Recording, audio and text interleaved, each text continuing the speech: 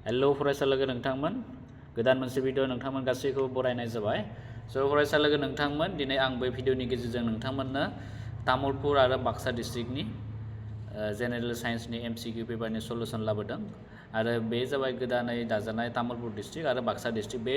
मोननै डिस्ट्रिक्टनि पेपारा बे एखेयानो। आं पेपारखौ नायदोंमोन आरो पेपारा बे मोनसेयानो। नैबे जाबाय साइन्सनि जेनेरेल साइन्सनि पेपार। दा बे जेनेरेल साइन्स पेपाराव मा बे प्रि फाइनाल एसेसमेन्ट एग्जामिनेशनाव MCQ फैदोंमोन जेनेरेल साइन्स आयदायाव बिनि MCQफोरखौ आं नैबे भिडिअनि गेजेरजों होनो नागिरदों। जायफोर फरायसा बिथांमोना देग्लायनि मेट्रिक आनजादाव जिरायगोन बिथांमोना नैबे भिडिअखौ स्किप खालामालासे सलुशनखौ लिरनानै लानो हायो बा भिडिअनि गेजेरजों सोलोंलांखानो हायो। बेनिफ्राय दा बेवहाय नोंथांमोना नुनो मोनदों नैयाव दा बेवहाय गाहायनि मोनफ्रोमबो सोंनायनि मोनब्रै फिननाय होनाय दं। मोनब्रैनि मादाव मोनसेल' गेबें फिननायखौ सायख'नो होदों। दा बेवहाय 1 नाम्बार सोंथिया जाहैबाय बेवहाय गाहायनि माबे खान्थि बायदि रासायनारि फिनजाथाय मोनसेयाव फिनजाथाम मुवाफोरनि गुदि मुवाफोरनि गासै मोदोमा फिनजाग्रानि गुदि मुवाफोरनि गासै मोदोम बांनि समान जानांगौ। दा बेनि राइट एन्सारा जागोन मोदोम बांनि बेंथेनाय खान्थि। मोनसे खान्थि दङ, बे खान्थिखौ सोनारनानै बेनि बुंफुरलुआ जाहैयो। दा अपसन सिया जाहैगोन बे। बेनिफ्राय नेक्स्ट कुइसन नाम्बार 2आ दङ गाहायनि माबेया बांसिन गेबें। दा बेनि बायस्रानाय फिनजाथायनि बेलायाव बुंदों बेखौ। दा बेनि जा राइट एन्सार अपसन एआ बांसिन गेबेंसिन जागोन बेवहाय नैबे Ca केलसियाम कार्बनेट बेयो। बेनिफ्राय जेब्ला बेखौ बिदुं होगोन, बिदुं होब्लाथाय बेयो मा जाहैगोन बायस्रागोन बेयो केलसियाम अक्साइड आरो कार्बन डाइ अक्साइडसिम सोलायगोन। बे जाहैबाय ए नाम्बारा जागोन राइट एन्सार। बेनिफ्राय नेक्स्ट सोंथिया जाहैबाय कुइसन नाम्बार 3। बेवहाय सोंदों मोनसे मुवा एक्सनि गलिलावखौ गुफुर गाब होनायाव बाहायनाय जायो। एक्स मुवानि मुं आरो फर्मुलाया जागोन। दा बे जाहैबाय अपसन एआ जागोन गोरान सुनै आरो गोरान सुनैनि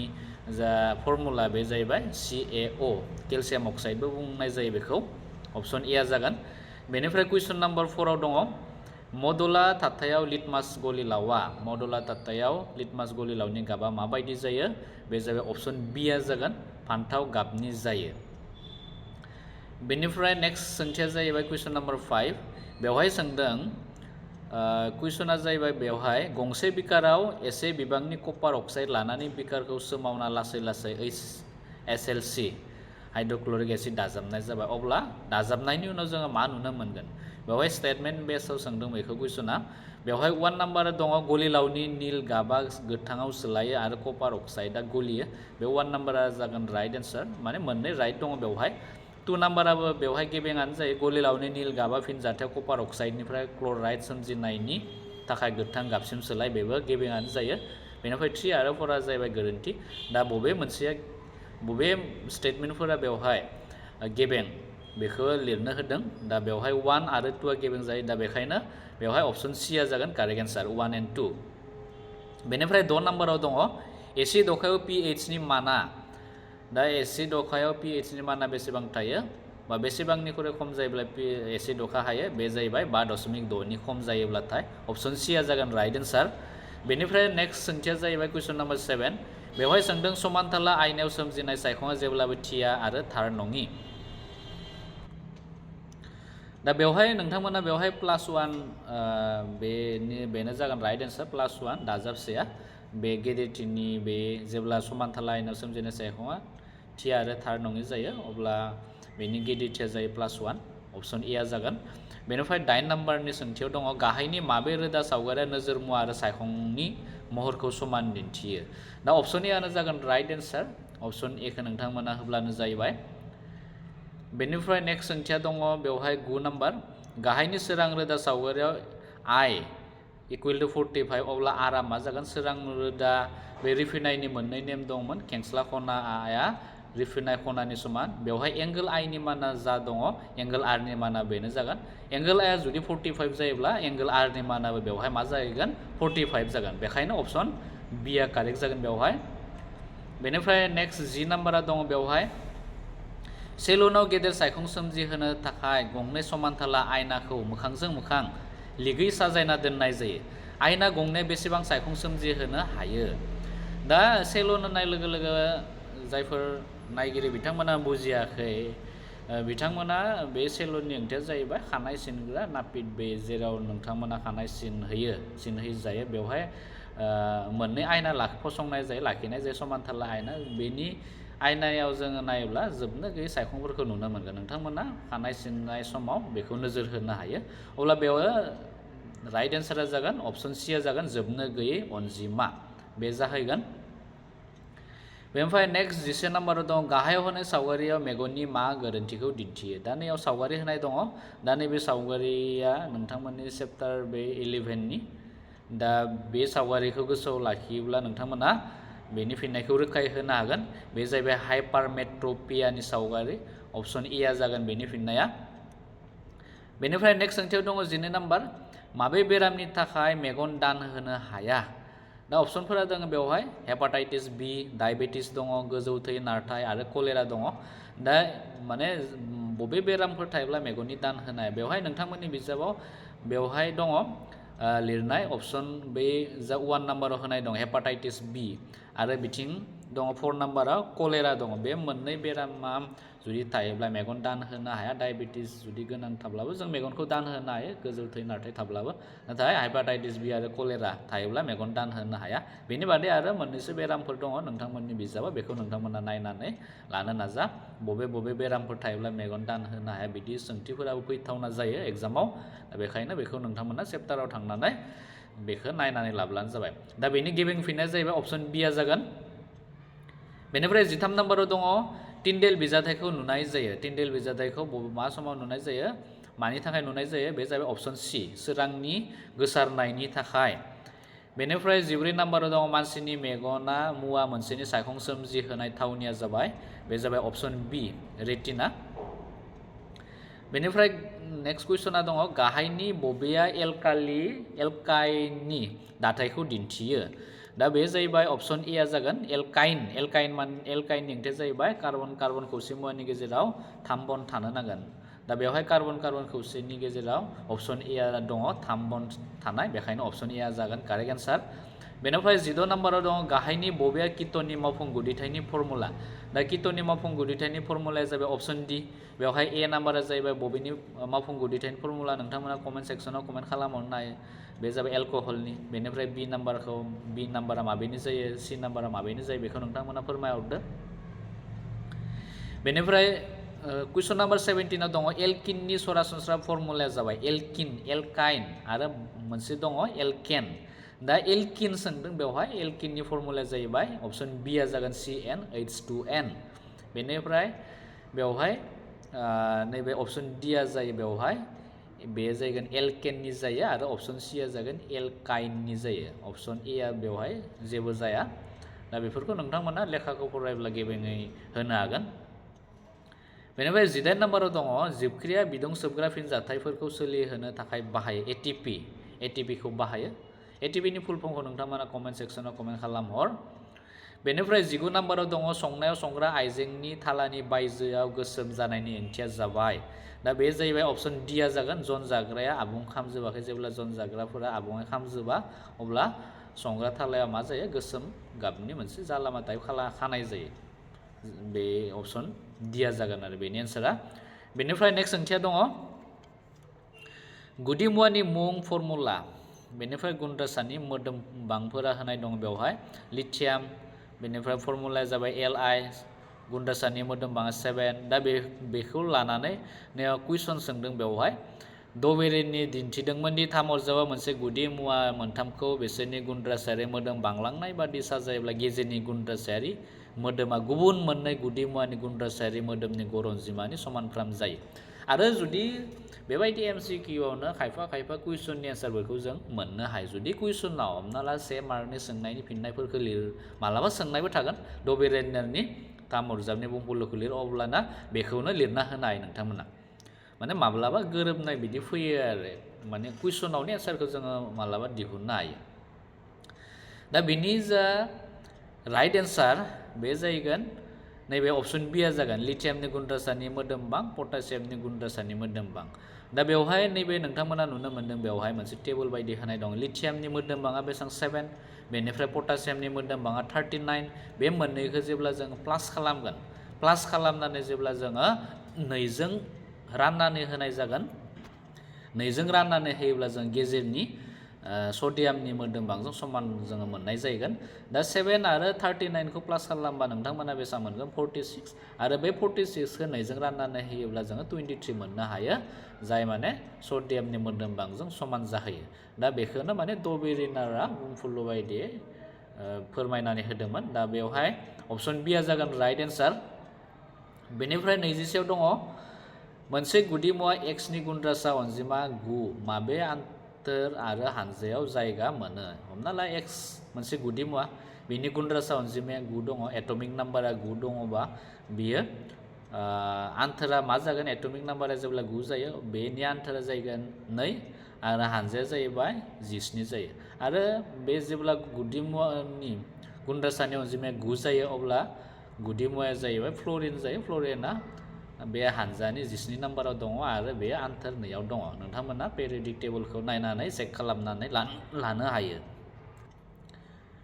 बेनिफ्राय नेक्स्ट सोंथिया जाहैबाय बेवहाय 22 नाम्बार गुदि मुवा एक्सआ XCl3 फर्मुलानि क्लराइड सोमजिहोयो गुदि मुवा एक्सआ गाहायनि माबे गुदि मुवाजों गोरोबगोन दा नोंथांमोननि बिजाबाव बेयो XCl2 दङ दा माब्लाबा नोंथांमोना जुदि कुइसनखौ मोजाङै बा रोखायै नायालासे जुदि होयोब्ला बे गोरोन्थि जागोन खायफा फरायसाफोरा मेगनेसियामखौ होनाय जादों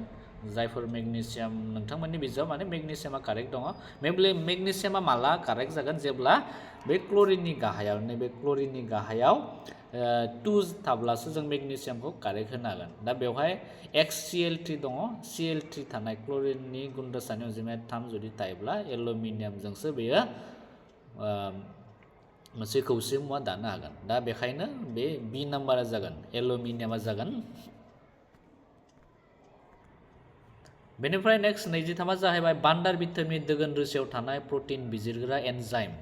मा जाबाय बे जाहैबाय अप्शन ए आ जायो 1 and 4 पेप्सिन आरो स्लेशमाखौ होननांगोन नोंथांमोना बेनिफ्राय नेक्स्ट 24 नाम्बारखौ नाय मानसिनि गिला मोननाया माबे बिखान्थिनि बाहागो बे जाबाय सिगारनाय बिखान्थिनि बाहागो बेनिफ्राय 25 दङ सोरां बिजिरखौ दानायाव जानाय फिनजाथाया जाबाय नैबे सोरां बिजिरखौ दानाय फिनजाथाय जानायनि मोनसे समानथाय बे जाबाय अप्शन ए आ जागोन राइट एन्सार नोंथांमोना सोरां बिजिरखौ दानायाव सोमजिनाय बे समानथायखौ गोसोआव लाखि आरो माब्लाबा 1 नाम्बारनि सोंनायनि फिन कुइसनफोरावबो बेखौ सोंनो हायो सोरां बिजिरखौ दानायाव जानाय फिनजाथायखौ लिर होननाय अब्लाना नोंथांमोना बेखौ लिरना नांगोन बेनिफ्राय 26 दङ गाहायाव होनाय माबेया जिउआरि हर्मन दा जिउआरि हर्मना जाहैबाय इनसुलिना जागोन आरो आद्रा थानाय बे बि नाम्बार सि नाम्बार डि जिबारेलिन साइटोकाइनिन एफसाइटिक एसिड बेफोर गासैबो लाइफां हर्मन जायो दा जिउआरि हर्मनखौ सोंदों बेवहाय बेखायनो अप्शन ए आ जागोन बेनिफ्राय 27 दङ गाहायनि माबे रोखोम हर्मना हौवा मानसिनि सोलेराव थाया बे जाहैबाय अप्शन बि आ जागोन एस्ट्रजेना हौवा मानसिनि सोलेराव थाया आरो टेस्टस्टेरन थायरक्सिन बेफोर गासैबो हौवा मानसिनि सोलेराव थायो सोलेर बारायग्रा बेफोरो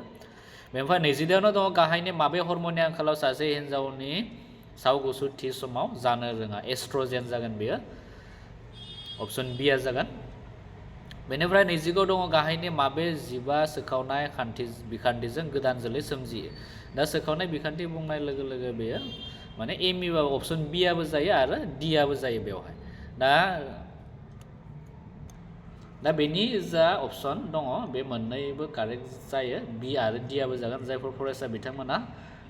बे OMRनि एन्सार सिटआव बिखौ होदों बिथांमोननि एन्सारा बि आबो कारेक्ट जागोन आरो सोरबाफोर जुदि फरायसा बिथांमोना डिखौ जुदि होयोब्ला डि आबो कारेक्ट जागोन मोननैनि मादाव मोनसे जागोन बेनिफ्राय नेक्स्ट सोंथिया जाहैबाय 30 नाम्बार दङ बेक्टेरियानि जोहै जानाय रोखोमसे आथोनारि बेरामा जाहैबाय बेक्टेरियानि जोहै जानाय बे जाहैबाय सिफिलिस बे जाबाय बेक्टेरियानि जोहै जायो बेनिफ्राय 31 आव दङ सासे गथ'आ हौवासा आथोननि जोनोम जानांगौब्ला बेनियाव जाथावना क्रोमोजोमा जागोन हमना ला सासे गथ'आ हौवासा जाहैगोन इयुनाव दा बेयाव मा क्रोमोजोम थानो नांगोन एक्स आरो वाइ मोननै क्रोमोजोम थायो आरो जुदि XX क्रोमोजोम थायोब्ला बे गथ'खौ जोङो हिन्जावसा आथोननि जोनोम जायो होननानै जोङो सिनायनो हायो दा बेवहाय अप्शन ए आ जागोन राइट एन्सार बेनिफ्राय 32 आव दङ महरसे अंगफोरनि बिदिन्थिया जाहैबाय मरसे अंकनि बिदिन्थिया जाहैबाय बे जाहैबाय क'क्राझार डिस्ट्रिक्टआव फैदोंमोन जानांगौ बेनि जा राइट आन्सार बे जागोन अप्शन डी गोजौनि गासैबो जायो बेनिफ्राय 33आव दङ 1 बे जाबाय मिलि एम्पियार एम ए माने मिलि एम्पियारखौ बुजायदों एक्चुअली बे माइक्र' सरि बेवहाय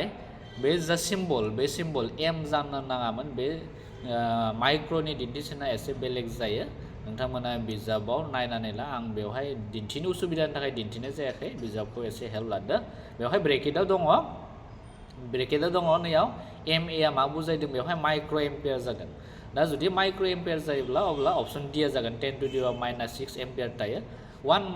माइक्र' एम्पियारा बेसेबां एम्पियार थायो 10 to the power -6 ए आरो जुदि मिलि एम्पियार जुदि थानायमोनब्ला अब्ला 10 to the power -3 आ जागौमोन आरो कारेक्ट आन्सार बेनिफ्राय नेक्स्ट 34 नाम्बाराव दङ बेवहाय सोंदों गंसे मोब्लिब बाल्बनि तारनि गेजेरजों 300 कुलुम चार्ज बोहैनो 10 मिनिट सम लायो तारनि गेजेरजों बेसेबां दाहार बोहैगोन दा मोब्लिब दाहारखौ सोंदों दा बेवहाय मोनसे फर्मुला दंमोन चेप्टार 12 आव दा बे चेप्टार 12 आव मोनसे फर्मुला दङ जायफोर फरायसा बिथांमोना चेप्टार 12 खौ मोजाङै फरायदों बिथांमोना बेखौ रोखायै लिरनो हागोन दा नोंथांमोना बे सोंथिनि फिननायखौ बेबायदि खालामनो हायो मोनसे फर्मुला दङ I = Q/T दा नोंथाङा Qनि जायगायाव Q माने चार्जनि बिबां जेराव 300खौ नोंथांमोना होनो हायो आरो बेवहाय टाइम 10 मिनिट दङ बे 10 मिनिटखौ नोंथांमोना सेकेन्डसिमहालागै लाना थांनांगौ 10 जों जों मिथिगौ 1 मिनिटआव 60 सेकेन्ड थायो 10 जों 60 जों सानजाबा 600 जागोन अब्ला I = Q बायदि फर्मुला बायदि जोङो लिरनो हायो सायाव माने गोजौआव 300 थागोन डिभाइड बाय 600 बेखौ जेब्ला जोङो राननाय जायो अब्ला नोंथांमोना राइट आन्सारखौ मोननो हागोन 0.5 ए एम्पियार जागोन बेवहाय दा अप्शन ए आ जायो कारेक्ट आन्सारा बेनिफ्राय 32 दङ अमनि खान्थिखौ दिन्थिनाय बुंफुरलुआ जाबाय अमनि खान्थिनि जा बुंफुरलु बेवहाय फर्मुलाखौनो सोंनाय जादों बे जाबाय अप्शन डि आ जागोन P = IR बेनिफ्राय नैबे 36 दङ 36 जाहैबाय बेवहाय मान होनाय दङ बेवहाय मोनसे ग्राफ होनाय दङ बेवहाय जाबाय दाहार x एक्सिस x आंखौ बेवहाय 0.5 एम्पियार दाहार दङ आरो y एक्सिस थाखाथि फारागा होनाय दङ 2.5 दा बेनि जोङो P = IR फर्मुलायाव जुदि बाहायोब्ला नैबे दा नोंथांमोना नैबे 35नि जा अप्शन डि खौ नुदों P = IR बे फर्मुलाखौ बाहायनानै R नि मानखौ दिहुनब्लानो नोंथांमोना गेबें फिननायखौ मोननो हागोन दा बेबायदि बाहायोब्ला नोंथांमोना राइट आन्सारखौ अप्शन ए खौ मोनगोन R = 5 Ohm अप्शन ए आ जागोन बेवहाय बेनिफ्राय 37 दङ बेवहाय मोब्लिब दाहार दिहुनग्रा आइजेंखौ जेनेरेटर बुङो अप्शन ए आ जागोन कारेक्ट आन्सार बेनिफ्राय 38 दङ गाहायनि माबे थार दाहार थानाय गोलाव सलेनइड मोनसेनि सिङाव चुम्बकसालिया लाथिख' जायो बि नाम्बाराव दङ बेनि खर'थिंजाय खमायलाङो सिआव दङ बेनि खर'थिंजाय फारियै बांलाङो गासैबो बिन्दुआव समान जागोन अप्शन डि आ जागोन मोनसे दाहार थानाय गोलाव सलेनइडनि सिङाव चुम्बकसालिया जेरावबो गासैयावबो समान जायो अप्शन डि आ कारेक्ट आन्सार बेनिफ्राय 36 दङ सावगारि दिन्थिनाय बायदि मोनसे इलेक्ट्रना मोनसे चुम्बकसालियाव बेनि थोंगोरै हाबहैदों इलेक्ट्रननि सायाव जाथाय खालामनाय बोलोनि दिगा जागोन बे जाहैबाय अप्शन डि नोंथांमोननि बे बिजाबनिफ्राय डाइरेक्ट दिखांना होनाय जादों अप्शन डि आ जागोन राइट आन्सार बिलाइनि सिं फारसेथिं दिगा सोमजिगोन बेनिफ्राय 40 दङ गाहायनि माबे जिबा मोदोमबां शक्तिनि फुंखानि बिदिन्थि नङा दा बे जाहैबाय अप्शन सि आ जागोन गुन्द्रासायारि शक्ति अप्शन सि आ जायो बेनिफ्राय नेक्स्ट 40 दङ गाहायाव मख'नाय माबे जामु जिनज्रि दायो दा नैबे कुइसना माने फैबायानो थायो 40 नाम्बाराव जा थानाय जामु जिनज्रिनि बे जा MCQ इम्पर्टेन्ट MCQ होनना बुङोब्ला बेनो फैगोन नोंथांमोननि फाइनाल एग्जामाव गाहायाव मख'नाय माबे जामु जिनज्रि दायो गांसो गम आरो थाइजौ बेनिफ्राय बोरमा मैदेर मानसि गांसो बोरमा आरो मानसि बे अप्शन सि आनो जागोन क'क्राझार डिस्ट्रिक्टआव बेनो फैदोंमोन आरो नैबे दा तामुलपुर आरो बाक्सा डिस्ट्रिक्टआव बेनो फैदों दा अप्शन सि आ जागोन बेनिफ्राय नेक्स्टआव दङ गाहायनि माबाया जिबारि सेवनो रोङै मुवा बे अप्शनफोरा दङ प्लास्टिक 2 आव दङ मैगं थाइगंनि गारजानाय 3 आव दङ ग्लास बेनिफ्राय 4 आव दङ दंफां माबे कारेक्ट जागोन जिबारि सेवनो रोङै मुवाफोरा जाबाय बेवहाय प्लास्टिकआ जायो आरो बेनिफ्राय ग्लासआ जायो दा बेखायनो अप्शन बि आ जागोन 1 and 3 से आरो 3 आ जागोन बेनिफ्राय 43 आव दङ हाग्रामा रैखाथिनि थाखाय चिपक' सोमावसारनाया जादोंमोन दा बे जाहैबाय 1970 मायथाइयाव बे जायगानि राइट आन्सारा बेनिफ्राय नेक्स्टआव दङ जामु सोना दोनग्रा आइजेंफोराव टिननि थोरफो होनाय जायो जिंनि होनाय जाया मानोना बे जाहैबाय जिंगा टिननिख्रुइ बांसिन सांग्रांसिन धातु बेखायनो बे अप्शन सिया जागोन आरो अप्शन सिखौ नोंथांमोना होब्लानो जाहैबाय। ओमफ्राय नेक्स्ट 45 दङ गाहायनि रासायनारि फिनजाथायखौ आबुं खालामनांगौब्ला माबेखौ फज'नांगोन। दा बेवहाय नैबे जा होनाय दङ Fe+3O2 बेबायदि होनाय दं बेनि जा राइट साइड फिनजाथाय हिसाबै बेवहाय फेरिक अक्साइडा सोमजियो Fe2O3। दा बेवहाय अप्शनफोरा माने गोरोन्थि जाना दङ बेवहाय नोंथांमोना नागिरना मोननाय नङा बेनि राइट अप्शना जागोन आं बेवहाय नोंथांमोना लिरनानै होखानाय जादों Fe2O3 फेरिक अक्साइड बे थानो नांगौमोन अप्शना। दा मालाबा सोंथिफोरा बिदिनो गोरोन्थि थायो बेखौ नोंथांमोना टिचारनाव सोंनानै मोजाङै लिरब्लानो जाबाय। दा बेनिफ्राय नैथिं दङ सेक्सन 2आ जाहैबाय गुसुं सोंथाइनि फिननायफोर दङ बेवहाय बेखौ आङो बे भिडिअनि गेजेरजों सावरायथ'नो सानाखै। दा जायफोर फरायसा बिथांमोना नैबे भिडिअखौ नायगासिनो दङ बिथांमोननि थाखाय भिडिअआ गोबां हेफाजाब होगोन होननानै आं सानो। बेनिफ्राय बिदिनो फैबाय थानाय समफोराव बा उननि भिडिअफोराव नोंथांमोना बिदिनो गुबुन डिस्ट्रिक्टनि बेबायदिनो MCQनि सलुसनखौ होनाय जागोन।